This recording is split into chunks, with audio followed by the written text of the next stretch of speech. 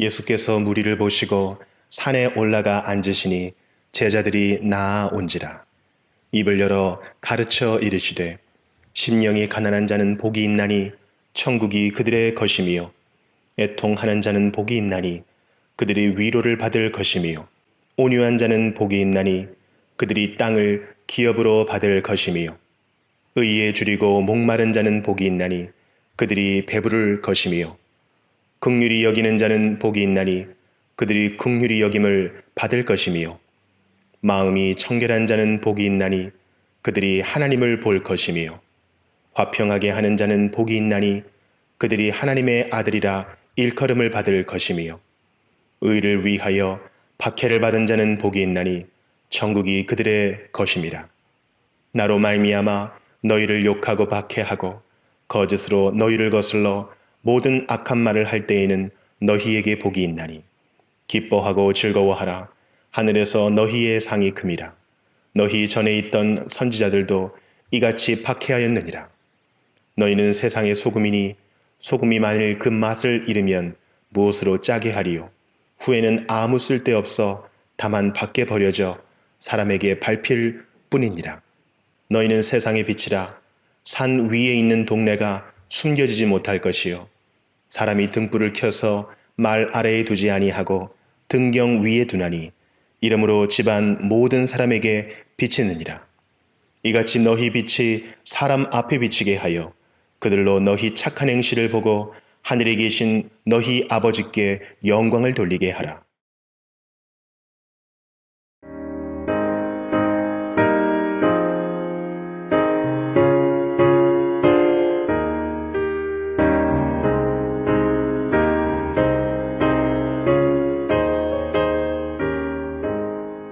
영광의 왕께 다 경배하며 그 크신 사랑 늘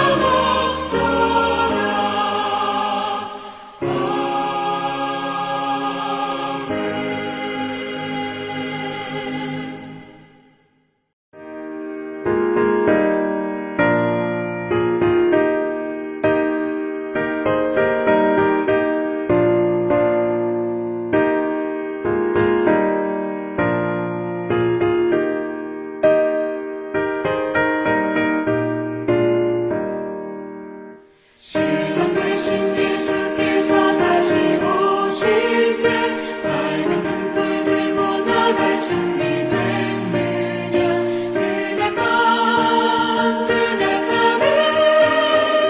주님 맞을 등불이 준비됐느냐 예비하라 우리 신랑 예수 오실 때 밝은 등불 손에 들고 기쁨으로 주를 맞겠네 주를 나와 맞으라는 소리 들릴 때 기뻐하며 주를 맞이할 수 있느냐 그날 밤에 주님 맞을 등불이 준비됐느냐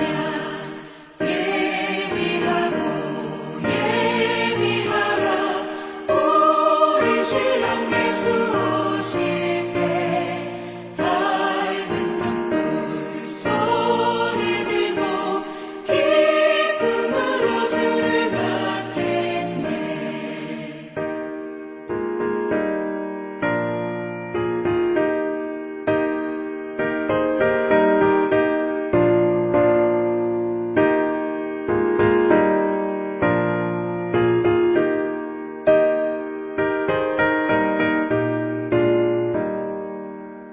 항상 깨어 기도하며 거룩한 길을 준비하지 않고 주를 맞지 못하리 그날 밤에 주님 맞을 등불이 준비됐느냐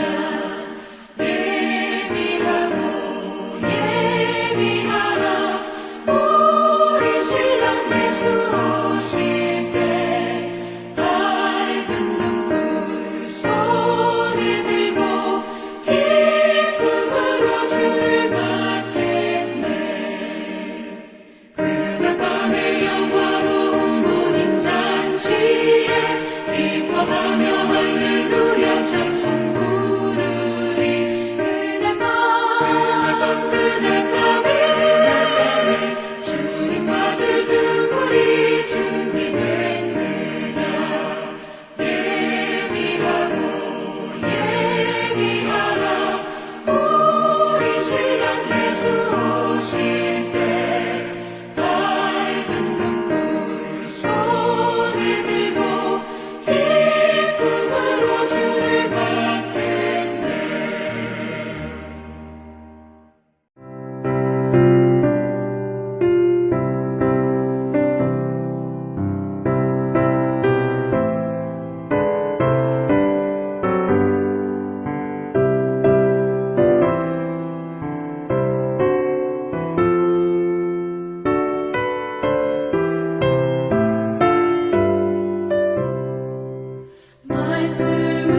말씀으로 이 세상을 창조하신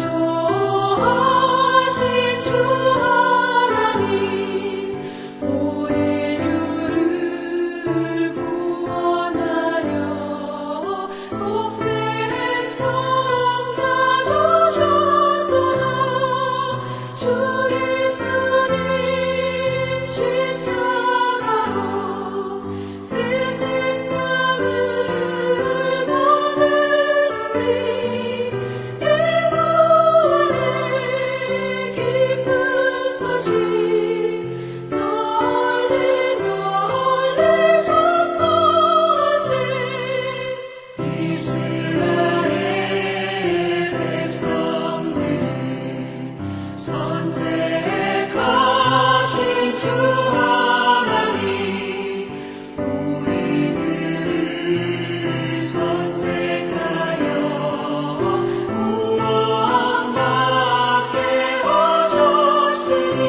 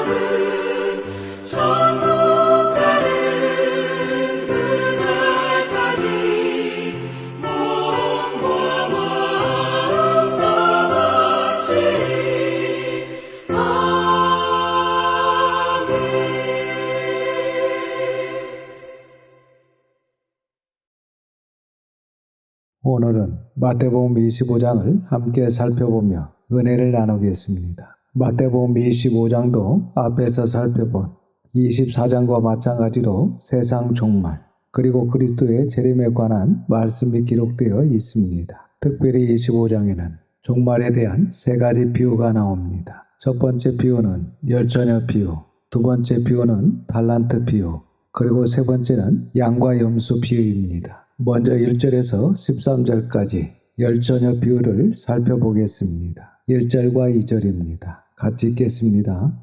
그때 천국은 마치 등을 들고 신랑을 맞으러 나간 열 처녀와 같다 하리니 그 중에 5은 미련하고 5은 슬기 있는 자라. 본문에 슬기로운 자는 의역을 한 것인데 헬라어 원어는 프로니모스로 직역을 하면 제갈먹이다 이런 말입니다. 그러니까 제갈먹이다는 것은 입을 함부로 떠벌리지 않는다. 즉 말을 조심하고 말보다는 속이 깊고 생각이 깊은 그리고 준비를 성실히 하는 이런 사람을 프로니모스, 곧 지적인 통찰력, 분별력이 있는 총명한, 신중한, 사려 깊은 이런 사람을 가리킵니다. 그래서 슬기로운 자보다는 사려 깊은 자 이렇게 번역하는 것이 더 옳은 번역이라고 할 수 있습니다. 3절과 4절입니다.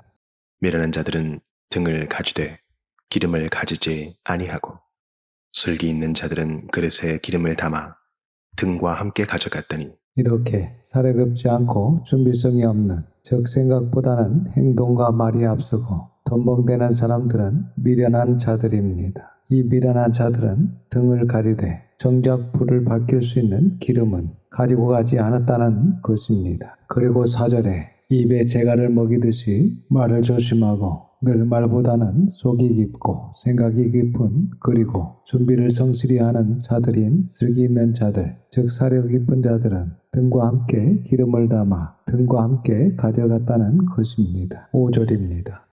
신랑이 더디움으로 다 졸며 잘세.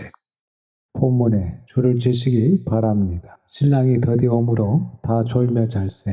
아마 당시 예수님의 제자들과 초대교회 성도들은 예수님께서 빨리 다시 오실 것으로 알고 있었던 것 같습니다. 그런데 마태가 예수님의 승천 후 20-30년이 이렇게 한참 지나고 나서 예수님께서 하셨던 말씀 그리고 자신의 메모집을 살펴보니까 예수님께서 빨리 오신다고 하신 적이 없고 오히려 더디 오신다고 하신 것을 이후에 알게 됩니다. 그래서 마태가 이 말씀을 기록하고 또 그 말씀을 분명히 신랑이 더디 오므로 다 졸며 잘세 이렇게 나타내고 있는 것을 볼 수 있습니다. 여러분, 앞에서 미련한 자나 슬기로운 자 모두 이렇게 밤이 깊어지면 다 졸며 잡니다. 우리를 또 예수님께서 더디 오심으로 다 졸며 잘 수 있습니다. 그러니까 나의 의로 구원받는 것이 아닙니다. 오직 예수 그리스도의 공로로 구원받는데 중요한 것은 우리의 작은 발짓이 필요하다는 것입니다. 이렇게 다 졸며 자고 있으면 천국 갈 수 있을까요? 원래는 못 갑니다. 그런데 중요한 말씀이 나옵니다. 6절에서 10절입니다. 밤중에 소리가 나되 보라 신랑이로다 맞으러 나오라 하매 이에 그 처녀들이 다 일어나 등을 준비할세.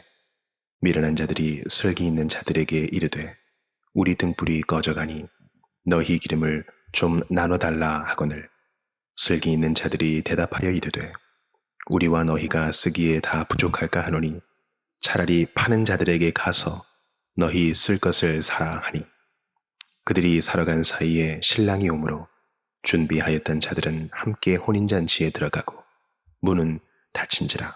7절에도 준비할세라고 하고 있고 10절 중반절에 준비하였던 자들이라고 하고 있습니다. 여러분, 준비는 어떻게 하는 겁니까? 닥쳐서 급하게 하는 것이 아니라 미리미리 하는 것입니다. 우리도 미리미리 전국을 위해 준비합시다. 매일매일 하나님께 예배드리고 말씀을 읽고 공부하고 전도하며 말씀대로 충실하게 살아가면서 전국을 위해 준비해야 합니다. 전국을 위해 준비하지 않고 세상을 따라가다가 내가 좋아하는 것을 쫓다가 전국을 위해 준비하지 못하면 어떻게 되겠습니까? 11절에서 13절입니다. 그 후에 남은 처녀들이 와서 이르되 주여 주여 우리에게 열어 주소서. 대답하여 이르되 진실로 너희에게 이르노니 내가 너희를 알지 못하노라 하였느니라. 그런즉 깨어 있으라.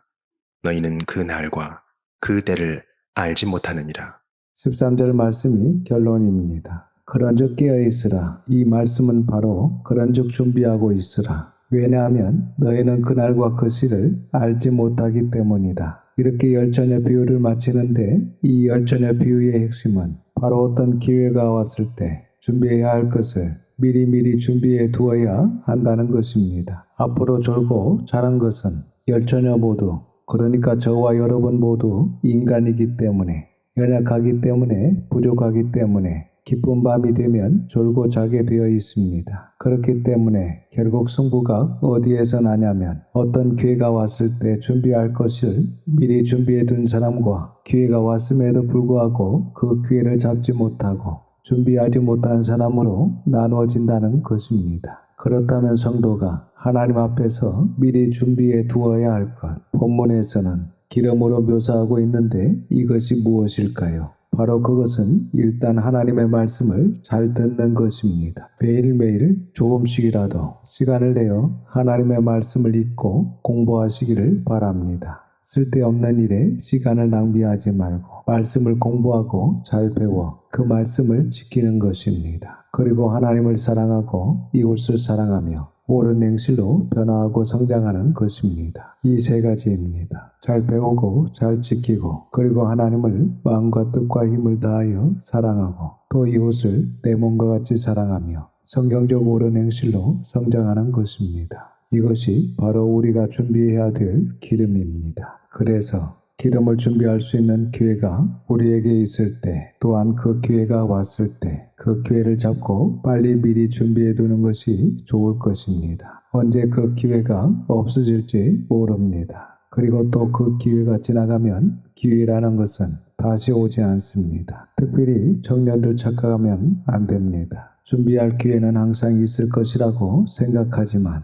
절대 그렇지 않습니다. 기회는 일생에 한두 번 정도, 배우자를 만나고 선택하는 것도 마찬가지입니다. 중요한 선택일수록 더욱 그렇습니다. 이렇게 하나님께서 분명히 주신 기회를 잡지 못하면 다시 그 기회가 오지 않습니다. 더욱이 이 세상의 종말은 아직 시간이 있다 하지만 내 자신의 종말은 1년 후가 될 수도 있고 한 달 후에 될 수도 있고 아니면 내일이 될 수도 있기 때문에 사실 우리에게는 시간이 없는 거나 마찬가지입니다. 그리고 세월이 빨리 지나가기 때문에 20대의 젊을 때 준비하지 못하면 30, 40, 그리고 50이 넘어가면서 몸도 마음도 약해지고 그리고 노인이 되어가면서 아무것도 할 수 없는 자신을 볼 수 있습니다. 그래서 예수님께서 하신 열처녀의 비유의 핵심인 바로 이렇게 기회가 있을 때, 시간이 있을 때 깨어서 미리미리 준비했던 자들만 기쁨에 참여할 수 있다는 말씀을 항상 명심하고 미리 준비해 두어야 할 기름을 잘 준비하여 준비했던 자들만이 참여했던 기쁨에 다 참여할 수 있기를 주님의 이름으로 축원합니다. 14절에서 30절까지는 두 번째 달란트 비유입니다. 이 비유 역시 마지막 기쁨에 참여하는 자는 어떤 자들인지에 관한 비유의 말씀입니다. 14절입니다. 또 어떤 사람이 타국에 갈 때 그 종들을 불러 자기 소유를 맡김과 같으니 본문에 또라는 표현은 앞문단을 그대로 받는다는 것입니다. 앞에 열처녀 비유와 같은 종말에 관한 말씀이다. 이런 이야기입니다. 그래서 앞에 그때의 전구 맞지 이것이 생략된 것으로 앞에 열처녀 비유 그 배경을 그대로 받고 간다는 것을 아시고 14절 이하를 보시면 되겠습니다. 그래서 본문은 예수님께서 하나님 나라에 가실 때 주의 종들 성도들에게 일을 맡기셨다는 것입니다. 즉 예수님께서 승천하실 때부터 재림하실 때까지 교회 지도자와 성도들에게 시간과 기회를 주셨다는 것입니다. 15절입니다.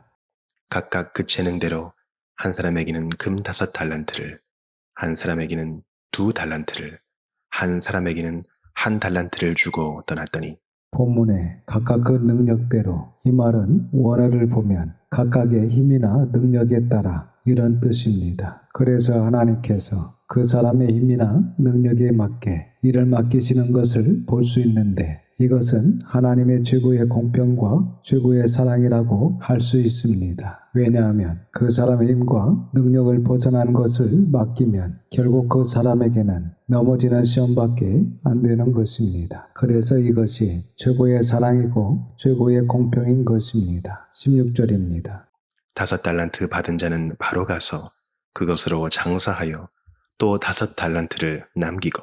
중반절을 보시면 바로 가서 라는 말이 있는데 그동안 우리가 쭉 배워왔던 말씀입니다. 구약에 엘리야를 따랐던 엘리사처럼 주의 율법을 지켰던 요시야 왕처럼 또한 신약의 사도들처럼 그렇게 신속하고 적극적인 자세로 일한다는 것입니다. 그래서 5달란트 받은 자는 첫 번째 바로 가서 즉 신속하고 적극적인 자세로 주의 일을 하게 됩니다. 그리고 두 번째는 그것으로 장사하여 즉 최선을 다해서 신실하게 충성되게 맡겨주신 일을 감당했다는 것입니다. 그리하여 그는 또 5달란트를 남기고 그렇습니다. 그렇게 적극적으로 그렇게 충성되게 하는데 성령님께서 도와주시지 않으시겠습니까? 17절과 18절입니다. 2달란트 받은 자도 그같이 하여 또 2달란트를 남겼으되 1달란트 받은 자는 가서 땅을 파고 그 주인의 돈을 감추어 두었더니. 이렇게 5달란트 받은 자와 2달란트 받은 자는 똑같이 바로 가서 열심히 장사해서 각각 2배를 남겼습니다. 그런데 1달란트 받은 자는 땅을 파고 그 주인의 돈을 감추어 두었다. 여러분, 1달란트 받은 자가 왜 이렇게 했을까요? 나중에 대답하는 것을 보면 그는 자기가 잘한다고 생각하고 이렇게 하는 것입니다. 그리고 그는 확신을 가지고 이렇게 하는 것입니다. 그렇다면 왜 이 사람은 이렇게 했을까요? 한마디로 이 사람은 주인에 대해서 알지 못하여 이렇게 한 것입니다. 특별히 주인의 뜻, 즉 주인이 자기에게 요구하는 바가 무엇인지 몰랐습니다. 여러분 지금 주인이 이 사람에게 1달란트를 왜 맡기신 것입니까? 그것은 바로 장사하여 이윤을 남기라고 즉 장사하여 열매를 맺으라고 맡기신 것입니다. 19절입니다. 오랜 후에 그 종들의 주인이 돌아와 그들과 결산할세. 중요한 말씀입니다. 여러분, 우리도 반드시 결산할 때가 옵니다. 그동안 우리가 앞에서 구약 성경을 쭉 공부하면서 만난 하나님, 그 하나님께서 결산을 정확하게 하실 것 같습니까? 아니면 결산을 대충대충 하실 것 같습니까? 예전에 이스라엘 백성들 중에서 레위인들을 선택하실 때 하나님께서 원래 이스라엘 백성의 장자가 나의 것인데 대신 내가 레위 지파를 나의 것으로 하겠다 하실 때 그때의 레위 지파의 수가 한 230명 정도 부족했습니다. 우리 같으면 그냥 넘어갈 것 같은데 하나님께서는 정확하게 이스라엘 장자의 수가 레위인 수보다 230명 더 많으니까 그 부족한 것을 돈으로 계산해서 정확하게 채워 넣으라 명령하신 것을 우리가 살펴본 적이 있었습니다. 이처럼 성경에서 만난 하나님은 반드시 따질 것은 따지지는 아주 정확하게 하신 분이십니다. 그래서 우리 역시 결산할 때 놀랄 만큼 확실하게 결산하실 것입니다. 20절에서 23절입니다.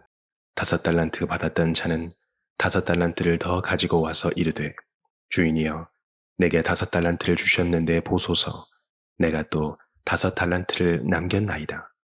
그 주인이 이르되 잘하였도다 착하고 충성된 종아 네가 적은 일에 충성하였음에 내가 많은 것을 네게 맡기리니 네 주인의 즐거움에 참여할지어다 하고 2달란트 받았던 자도 와서 이르되 주인이여 내게 2달란트를 주셨는데 보소서 내가 또 2달란트를 남겼나이다.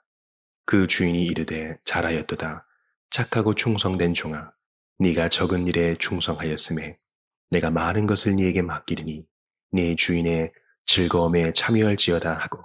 21절과 23절에 착하고 충성된 종의 줄을 치시기 바랍니다. 우리가 하나님을 만났을 때에 반드시 들어야 될 칭찬입니다. 여러분, 악하고 충성되면 안 됩니다. 성품으로는 착하고 행위는 충성되게 즉 존재와 성품이 함께 다 나타나야 됩니다. 본문에서 착하고는 헬라어로 아가도스인데 이 말은 선하다, 올바르다 라는 뜻입니다. 그러니까 여기서 착하고 충성된 종 이렇게 번역하기보다는 선하고 충성된 종이라고 번역하는 것이 훨씬 더 원문에 가까운 번역입니다. 즉 선하고 충성된 종 아니면 올바르고 충성된 종.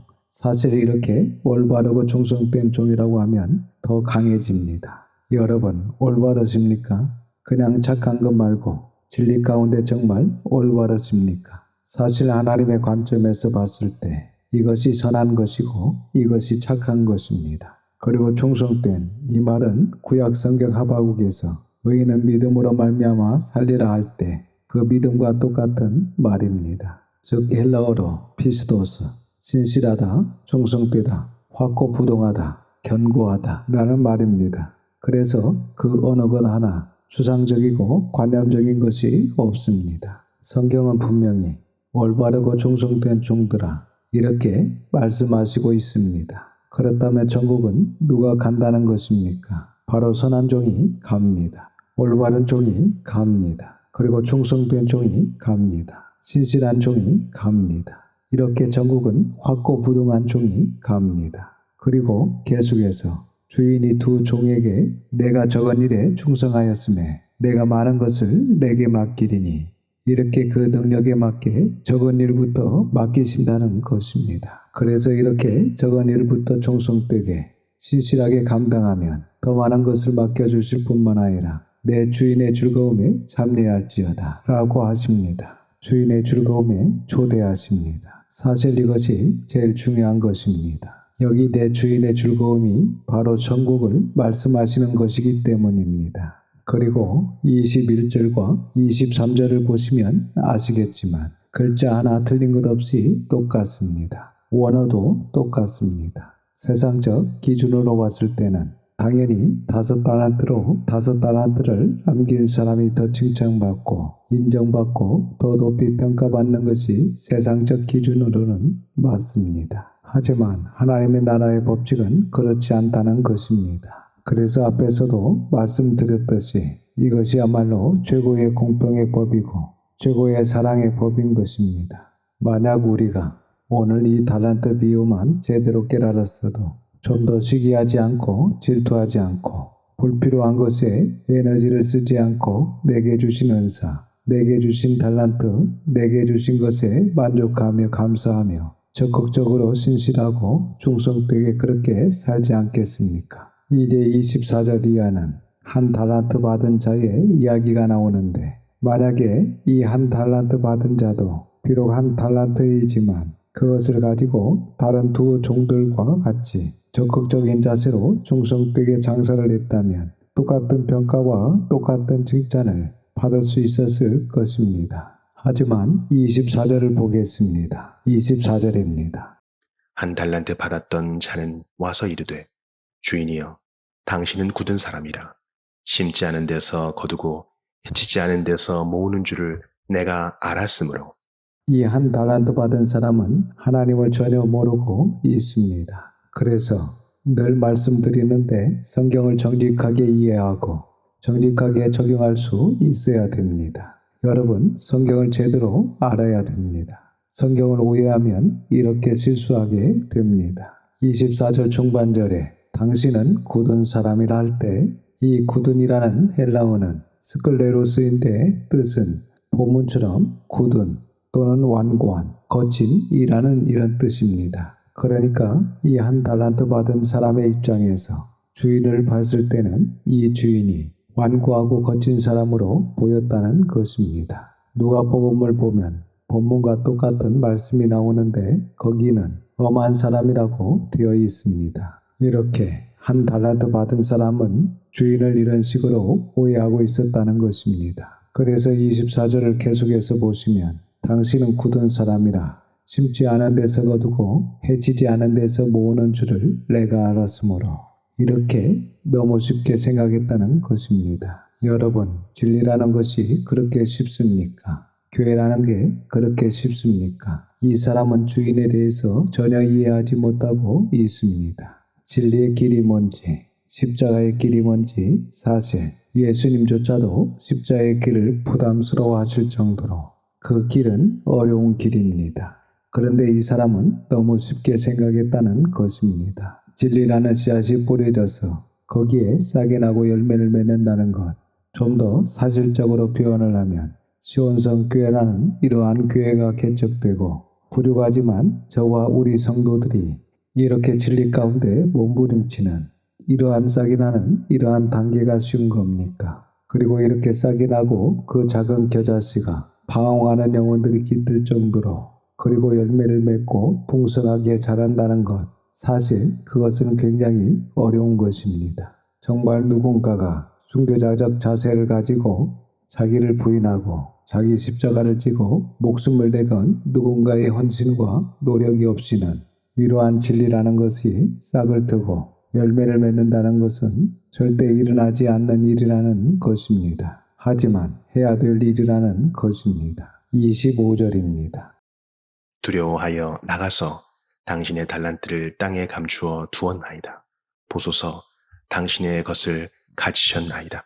본문에 두려워하여라고 하는데 이 두려움은 참 두려움, 참 경외가 아닙니다. 그저 눈치를 본 것입니다. 그러니까 이 한 달란트 받은 사람은 주인을 오해하는 것을 넘어서서 즉 주인의 뜻이 어떠한 것인지를 넘어서서 자신이 해야 할 일을 다했다고 생각한 것입니다. 즉 나는 한 달란트 받은 사람으로서 내가 해야 될 일을 다했습니다. 이렇게 또한 자신이 할 일을 다했고 그렇게 한 것이 옳습니다. 그런 의미로 25절에서 이야기한 것입니다. 26절에서 30절입니다.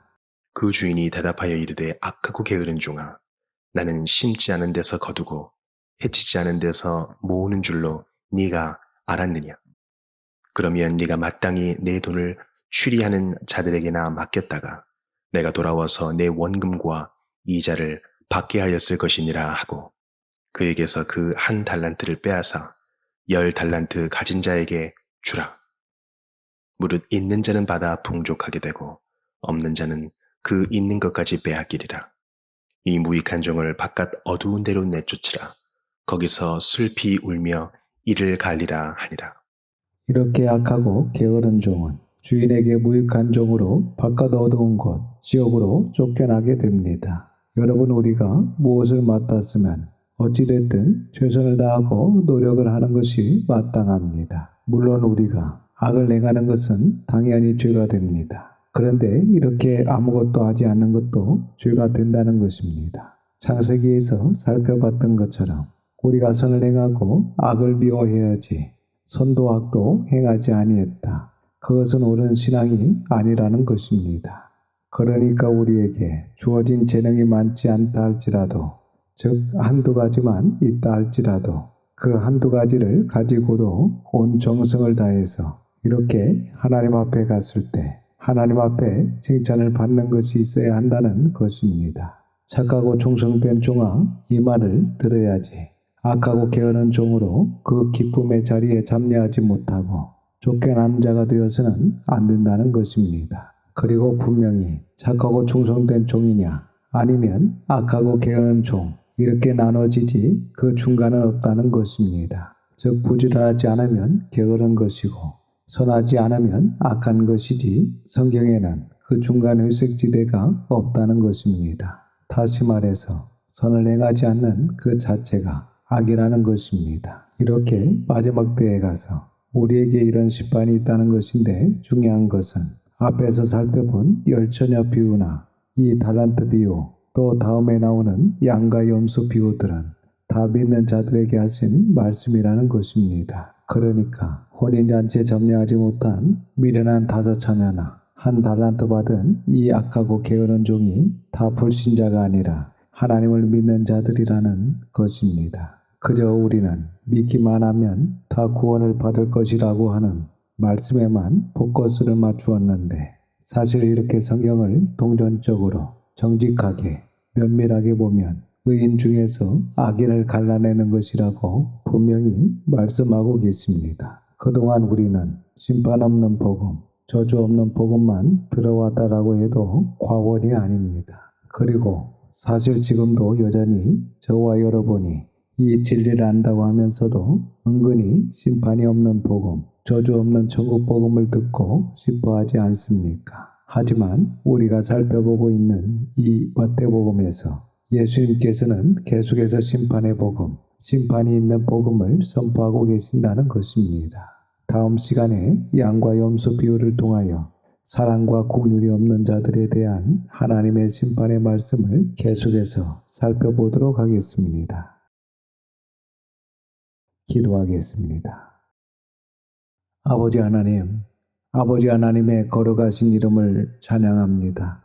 이 시간 하나님이신 예수님께서 이 땅에 오셔서 친히 심판이 없는 복음이 아니라 심판이 있는 복음을 말씀해 주시고 우리로 하여금 이 땅에서 어떠한 마음과 어떠한 신앙으로 살아야 하는지 또한 어떠한 자세로 주의 일을 감당해야 하는지 생명과 같은 귀한 말씀을 듣게 하시고 깨닫는 은혜를 주셔서 감사를 드립니다. 아버지 하나님, 저희들과 자녀들이 진정 사려 깊은 다섯 처녀들처럼 또한 선하고 충성된 종들처럼 이 땅에 생명 있는 동안 생명의 말씀을 붙잡고 순종하며 선하고 올바르고 충성되게 하나님의 자녀답게 살아갈 수 있도록 인도하여 주시옵소서. 이번 한 주간도 하나님의 선한 손에 도우심을 믿고 감사드리며 우리 구주 예수님의 이름으로 기도드립니다. 아멘. 지금은 우리 구주 예수 그리스도의 은혜와 아버지 하나님의 극크신 사랑하심과 성령님의 감화감동 역사 충만하심이 사력 있고 선하고 올바르게 충성되게 살아가고자 다짐하며 미리미리 끼어서 준비하는 모든 성도들과 자녀와 가정에 함께 하시기를 우리 구주 예수님의 이름으로 축원하옵나이다. 아멘.